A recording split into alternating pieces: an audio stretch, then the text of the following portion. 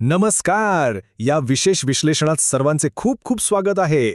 आज आपण एका अतिशय महत्त्वाच्या विषयावर चर्चा करणार आहोत, जो शिक्षक पात्रता परीक्षा म्हणजेच टेट आणि सी-टेटसाठी अक्षरशः गेम चेंजर ठरू शकतो. तो विषय म्हणजे अध्ययन उपपत्ती. बालमानसशास्त्रातल्या या ज्या किचकट वाटणाऱ्या संकल्पना आहेत ना, त्या आपण इतक्या सोप्या करून समजून घेणार आहोत की त्या कायमच्या लक्षात राहतील. चला तर मग थेट सुरू करूया. तर आजच्या या विश्लेषणाची रूपरेषा अगदी स्पष्ट आहे. आपण सुरुवात करूया अध्ययन उपपत्तीच्या ओळखीपासून, त्यानंतर वर्तनवादी उपपत्ती, मग बोधात्मक उपपत्ती आणि शेवटी समष्टीवादी व सामाजिक अध्ययन उपपत्ती पाहूया.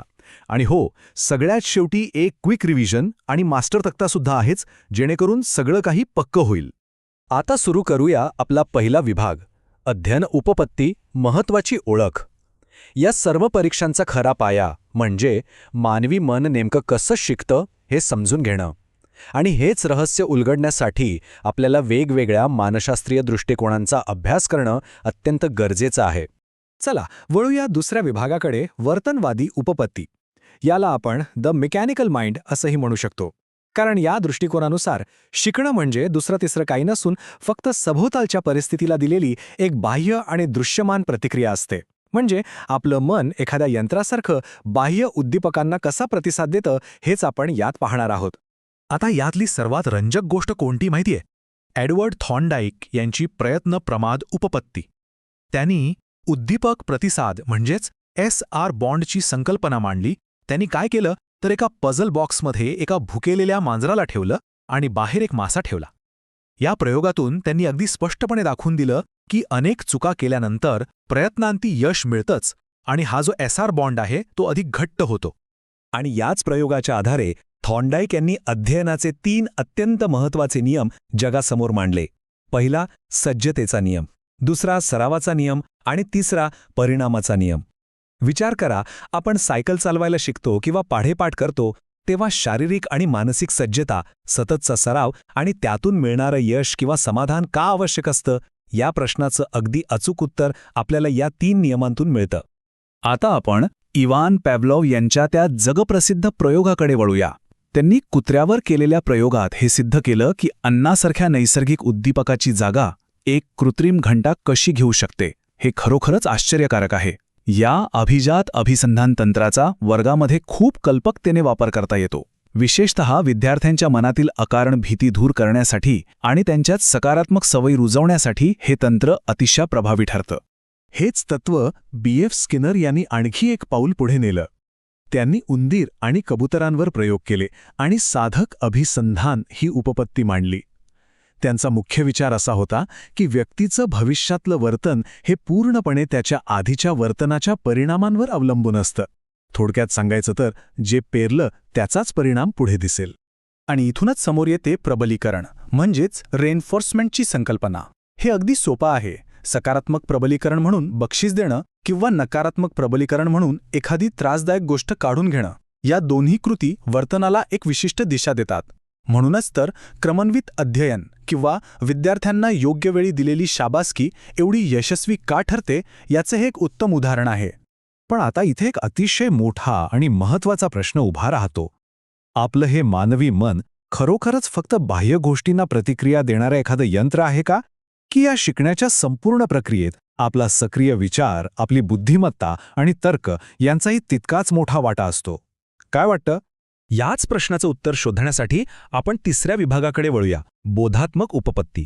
पियाजे आणि वाइगोस्की यांचे विचार. ह्याला आपण द थिंकिंग माइंड म्हणूया.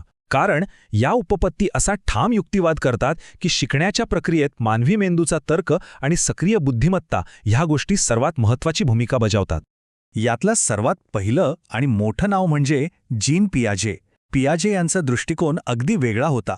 त्यांच्या मते मुलं म्हणजे काही कोरी पाटी नसतात, तर ते चक्क नन्हे वैज्ञानिक म्हणजेच छोटे शास्त्रज्ञ असतात. ही मुलं स्वतःच्या वयानुसार आणि परिपक्वतेनुसार अगदी स्वतंत्रपणे या जगाचा आणि आजूबाजूच्या गोष्टींचा शोध घेत असतात. पियाजे यांनी या संपूर्ण विकासाची 4 विशिष्ट टप्प्यांमध्ये विभागणी केली आहे. 0 ते 2 वर्षांची ज्ञानेंद्रियांतून शिकणारी संवेदीकारक अवस्था, त्यानंतर 2 ते 7 वर्षांची अहंकेंद्रित क्रियापूर्व अवस्था, मग 7 ते 11 वर्षांची मूर्त क्रियात्मक अवस्था, जिथे तर्कसंगत विचार सुरू होतो, आणि शेवटी 11 वर्षापुढील अमूर्त आणि संकल्पनात्मक विचार करणारी औपचारिक क्रियात्मक अवस्था. विकासाचा हा टप्प्याटप्प्याने होणारा प्रवास खरोखरच थक्क करणारा आहे. आता याच बोधात्मक दृष्टिकोनाची दुसरी अत्यंत महत्त्वाची बाजू पाहूया. ती म्हणजे लेव वायगॉत्स्की यांचा सामाजिक सांस्कृतिक सिद्धांत. त्यांनी ZPD म्हणजेच समीपस्थ विकासाचं क्षेत्र ही एक भन्नाट संकल्पना मांडली. म्हणजे बघा, विद्यार्थी स्वतःहून एकटा काय करू शकतो आणि जर त्याला योग्य मदत मिळाली तर तो काय काय साध्य करू शकतो, या दोन गोष्टींमधलं जे अंतर असतं ना, तेच म्हणजे अध्ययनाचं खरं क्षेत्र. आणि विद्यार्थ्यांमधला हेच अंतर भरून काढण्यासाठी वायगॉत्स्की यांनी स्कॅफोल्डिंग म्हणजेच सुरुवातीला दिला जाणारा तात्पुरता आधार याचं महत्त्व विशद केलं. सोबतच मुलं स्वतःशीच बोलून स्वतःच्या कृतींना जी दिशा देतात ती खाजगी भाषासुद्धा यात खूप महत्त्वाची ठरते. यामुळेच तर वर्गात गटकार्य करणं किंवा मित्रांसोबत मिळून शिकणं हे इतकं यशस्वी ठरतं. आता इथे एक गोष्ट अगदी डोक्यात फिट बसवून घ्या, ती म्हणजे पियाजे आणि वायगॉत्स्की यांच्यातील मुख्य फरक. पियाजे असं मानतात की अंतर्गत विचार आधी येतो आणि विकास हा वयानुसार आतून बाहेर होतो. पण दुसरीकडे वायगॉत्स्की यांचा युक्तिवाद असा आहे की बाह्य समाज, संस्कृती आणि भाषा आधी येतात आणि त्यातून नंतर विचार विकसित होतात. हा फरक परीक्षेच्या दृष्टीने अत्यंत कळीचा आहे. चला, आता आपण चौथ्या आणि अंतिम टप्प्याकडे वळूया, समष्टीवादी व सामाजिक अध्ययन. याला आपण द होलिस्टिक माइंड म्हणतो, कारण या उपपत्ती मानवी मनाकडे आणि शिकण्याकडे तुकडातुकड्यात न बघता एका संपूर्ण आणि व्यापक दृष्टिकोनातून पाहतात. कोलर आणि कोफ्का या समष्टीवादी मानसशास्त्रज्ञांचा तो प्रयोग तुम्हाला नक्कीच आठवत असेल. त्यांनी सुलतान नावाच्या चिंपांजीवर हा प्रयोग केला होता. यातून त्यांनी हे सिद्ध केलं की शिकणं हे नेहमीच हळूहळू क्रमानेच घडेल असं नाही. अनेकदा संपूर्ण समस्येचं आकलन झाल्यावर मेंदूत अचानक आहा मोमेंट येतो, अचानक प्रकाश पडतो. ह्याच गोष्टीला त्यांनी मर्मदृष्टी असं नाव दिलं. आणि यावरूनच समष्टीवादाचं पूर्णत्वाकडून अंशाकडे हे तत्त्व कसं काम करतं हे अगदी अचूक समजून येतं. म्हणजे बघा, वर्गात विद्यार्थ्यांना सुरुवातीला संपूर्ण पाठाचा एक गोषवारा सांगायचा आणि मगच विशिष्ट आणि बारीक मुद्द्यांकडे वळायचं. गणितातली कठीण प्रमेय सोडवण्यासाठी किंवा कोणतीही नवीन गुंतागुंतीची संकल्पना समजून घेण्यासाठी हे तंत्र अक्षरशः जादूसारखं काम करतं. या सिद्धांतांच्या साखळीतला शेवटचा पण तितकाच महत्त्वाचा प्रयोग म्हणजे अल्बर्ट बँदुरा यांचा बोबो डॉल प्रयोग. त्यांनी सामाजिक अध्ययन उपपत्ती मांडली.